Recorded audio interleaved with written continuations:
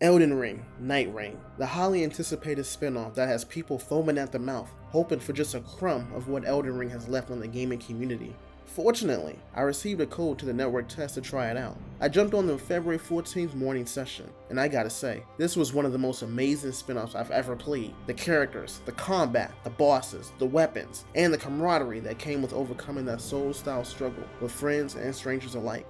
That's what I would have said if I could have gotten past the title screen.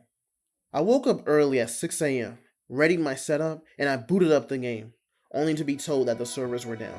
I restarted the game, re-downloaded it, I checked for updates, I questioned what time zone I was in, but with no luck. But despite my disappointment, at least I didn't have plans that day. I'm sorry for those who did though. Called out of work for this? Canceled plans to see your grandma you've been neglecting for 5 years? Lied and said you couldn't make it to your best friend's funeral?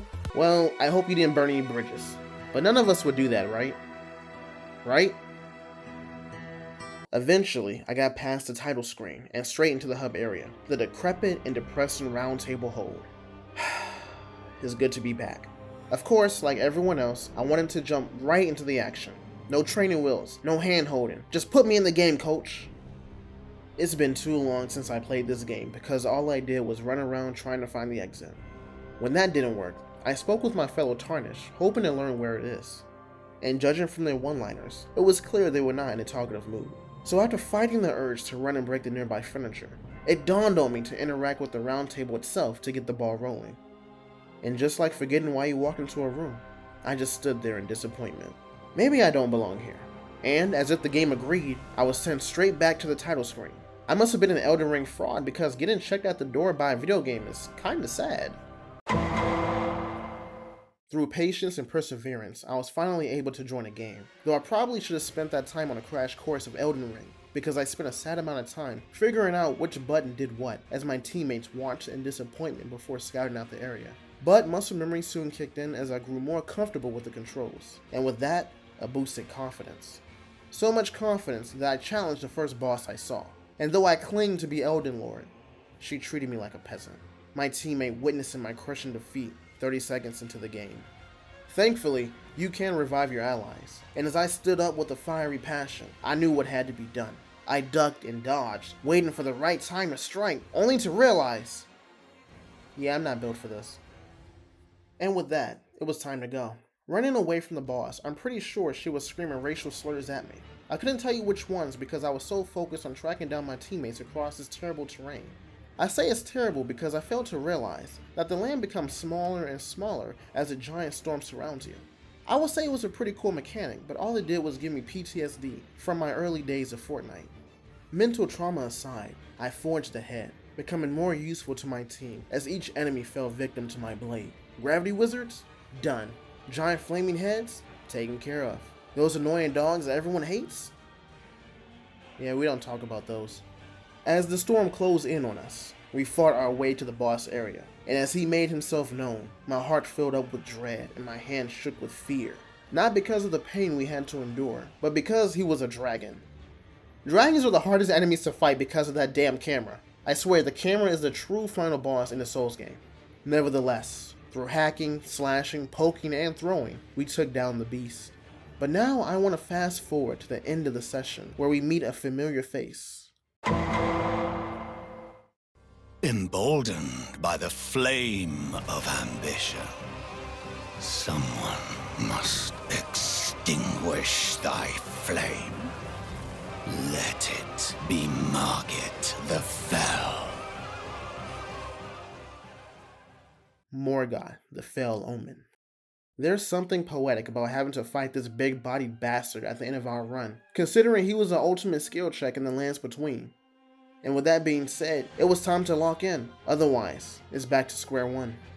As we took on the challenge, it dawned on me that I don't remember Morgoth having these many attacks, trapping us in blood prisons and casting fire magic, on top of the moves he already had in the base game, and you would have thought him getting jumped by 3 Elden Lords would have put him in a corner.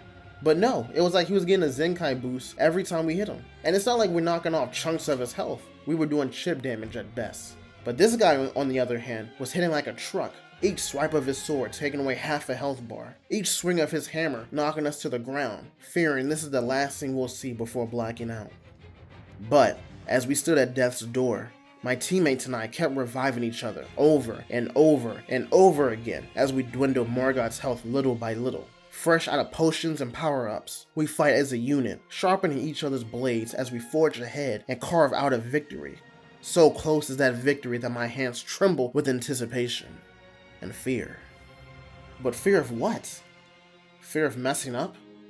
Fear of not overcoming this overwhelming obstacle? The fear of letting my teammates down? Strange. Two people I just met and I'm afraid to watch them fail because of a bond with them I did not expect having.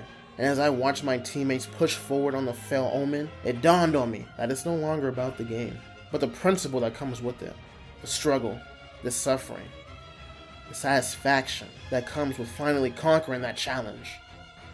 My breath steady, my hands calm.